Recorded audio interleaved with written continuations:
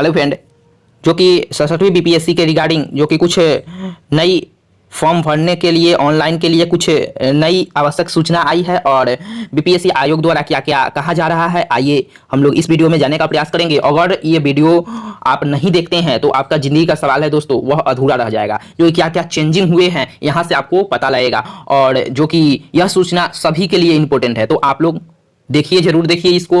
और फॉर्म जो कि कहा जा रहा है अच्छी तरह से भरने के लिए हम आगे बताएंगे इसमें। अगर दोस्तों मेरे चैनल पर नए हैं तो सब्सक्राइब, लाइक और शेयर जरूर करेंगे। तो चलिए हम लोग शुरू करते हैं। आप भी देख सकते हैं, जैसा कि वेबसाइट है बीपीएससी आयोग का, तो इस वेबसाइट से आप जाकर देख सकते हैं। तो आइए क्या कहा जा रहा है हम लोग समझने का प्रयास करेंगे। तो यहाँ कहा जा रहा है कि प्रारंभिक परीक्षा के ऑनलाइन आवेदन करने के समय रजिस्ट्रेशन, पेमेंट तथा आवेदन भरने की प्रक्रिया एक साथ पूर्ण हो जा सकती है। ठीक है, पूर्ण की जा सकती है।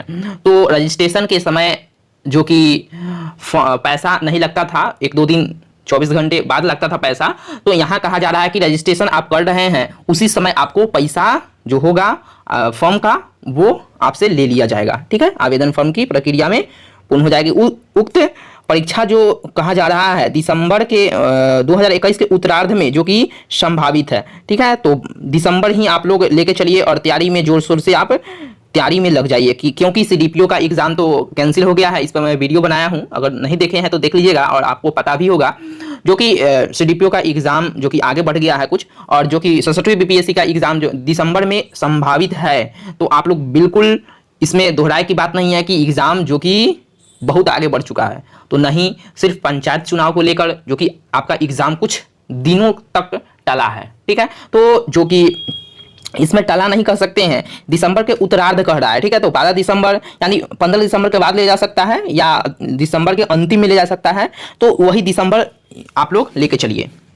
चलिए आइए हम लोग देखते हैं कि परीक्षा फॉर्म भरने से क्या क्या हम लोगों को सतर्कता बरतना चाहिए और किन चीज़ों का ध्यान आप लोग रखिएगा, तभी आपका फॉर्म जो कि वहाँ जाएगा और जो फिर से रिकॉल किया जाएगा आपका फॉर्म, तो उसमें कोई त्रुटि न निकले, इसलिए आप लोग सही से फॉर्म भरिए। क्या क्या कहा जा रहा है आइए हम लोग देखते हैं। तो यहाँ कहा जा रहा है कि प्रारंभिक परीक्षा ऑनलाइन आवेदन पत्र इंगित कॉलम में आरक्षण का दावा नहीं करने पर आरक्षण का लाभ नहीं मिलेगा। तो समझिए, जो भी कास्ट के आप हैं उसमें आरक्षण है तो आपका जो कॉलम वहाँ पे रहेगा उसमें आपका जो कि दावा होना चाहिए कि मैं आरक्षण में हूँ। ठीक है, तो वहाँ कॉलम आप भरिएगा तभी आप कॉलम का जो कि लाभ ले पाइएगा। उसके बाद आरक्षण के लिए उम्मीदवारों को अस्थायी आवासीय प्रमाण पत्र प्रस्तुत करना अनिवार्य होगा। ठीक है, तो अस्थायी आप लोग जो आवासीय प्रमाण पत्र है उसको भी आपको साथ ले जाना होगा। चलिए 2 नंबर में है, ऑनलाइन आवेदन भरते समय उसके पास आरक्षण कोटि के अनुरूप समक्ष प्राधिकार से निर्गत प्रमाण पत्र उपलब्ध होना अनिवार्य होगा। किसी प्रकार की त्रुटि होने पर आरक्षण का दावा नहीं मिलेगा। अगर कोई आप चूक करते हैं तो कोई प्रकार का आपका जो लाभ है वो नहीं मिल पाएगा। ठीक है, तो आप लोग सही से फॉर्म भरिए, सही से फिलअप करिएगा तभी कुछ हो पाएगा, नहीं तो नहीं हो पाएगा। ठीक है, तो आप लोग सतर्कता से फॉर्म भरिएगा। चलिए 3 नंबर कहा जा रहा है कि आरक्षण का दावा करने वाली विवाहित महिलाओं का जाति क्रीमी लेयर रहित प्रमाण पत्र उसके पिता के नाम एवं पता से इंगित होना चाहिए, उसके पति के नाम से। ठीक है, उक्त परीक्षा के लिए ऑनलाइन आवेदन पत्र भरने वाले अभ्यर्थियों को अपनी जाति के अनुरूप आरक्षण कोटि को सही एवं स्पष्ट रूप से उत्कृत करना अनिवार्य होगा। तो आप समझ सकते हैं। चलिए नेक्स्ट है, अस्थायी दिव्यांगता प्रमाण पत्र में निर्धारित अवधि के बाद नवीनीकरण नहीं होने की स्थिति में प्रमाण पत्र विधि मान्य नहीं होगा। अगर आप दिव्यांग है तो उसका प्रमाण पत्र आपको लगेगा। ठीक है, नहीं तो आपका मान्य नहीं होगा। चलिए नेक्स्ट है 6 नंबर, दोस्तों उतना इंपॉर्टेंट नहीं है, आप लोग देख लीजिएगा। 7 नंबर से हम लोग आते हैं। 7 नंबर में कहा जा रहा है, आर्थिक रूप से कमजोर वर्ग EWS का दावा करने वाले अभ्यर्थियों के लिए इस विज्ञापन हेतु वित्तीय वर्ष 2020 से 21 के आधार पर निर्गत EWS प्रमाण पत्र मान्य होंगे। ठीक है। 8 नंबर, निर्धारित अधिकतम उम्र सीमा की छूट का दावा करने वाले अभ्यर्थियों को साक्षात्कार के समय अधिकतम उम्र सीमा की छूट संबंधी मूल प्रमाण पत्र प्रस्तुत करना अनिवार्य होगा। ठीक है, समझ सकते हैं आप। निर्धारित अधिकतम उम्र सीमा जो की गई है, अगर अभ्यर्थी को साक्षात्कार के समय अधिकतम उम्र सीमा की छूट संबंधी मूल प्रमाण पत्र प्रस्तुत करना होगा।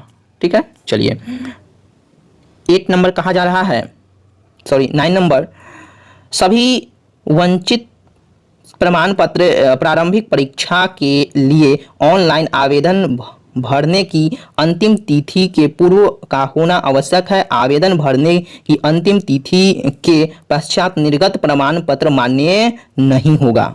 ठीक है, चलिए 10 नंबर कहा जा रहा है कि आवेदन को प्रारंभिक परीक्षा के ऑनलाइन आवेदन करने की अंतिम तिथि तक मान्यता प्राप्त विश्वविद्यालय से स्नातक अथवा समतुल्य परीक्षा में उत्तीर्ण होना अनिवार्य है।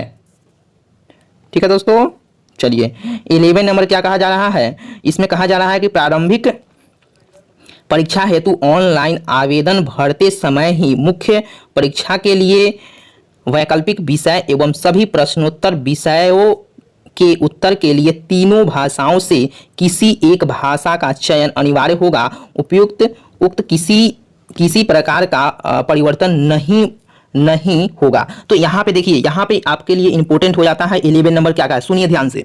प्रारंभिक परीक्षा हेतु ऑनलाइन आवेदन भरते समय आप प्रारंभिक परीक्षा यानी पीटी का एग्जाम फॉर्म भरेंगे, उस समय जो कि मुख्य परीक्षा के लिए वैकल्पिक विषय यानी जो ऑप्शनल होगा वो वैकल्पिक विषय प्रश्न उत्तर जो कि विषय का उत्तर के लिए तीनों भाषाओं में 3 भाषा आपको दिया जाएगा, उसमें आपको जो कि चयन करना अनिवार्य होगा और उक्त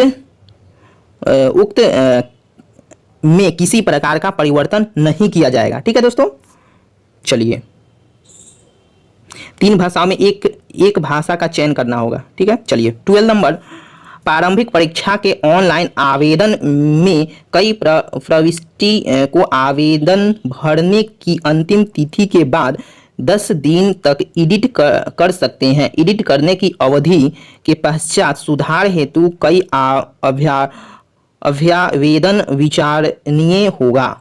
ठीक है, एडिट भी कर सकते हैं आप। चलिए नंबर, ऑनलाइन आवेदन में भरी गई सूचनाओं का मूल प्रमाण पत्र से मिलन करने के क्रम में भिन्नता पाए जाने पर उम्मीदवार को रद्द की जा सकती है। अगर आप ऑनलाइन भर रहे हैं, सूचनाओं का मूल प्रमाण पत्र दे रहे हैं और मिलान करने के क्रम में जो आयोग के द्वारा वो मिलान किया जाता है आपका सही है कि नहीं, तो उसके क्रम में भिन्नता आपको जो पाया गया उस उम्मीदवार को जो कि रद्द कर दिया जाएगा। ठीक है, तो दोस्तों जो कि ये आपको सूचना मिला है और ये आपको सतर्कता बरतना है और अच्छे तरीके से फॉर्म भरिएगा आप लोग।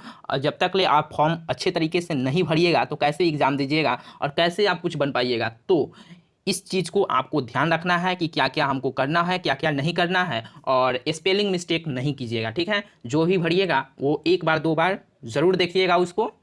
तो दोस्तों हम लोग फिर नेक्स्ट वीडियो में मिलेंगे। जय हिंद, जय भारत।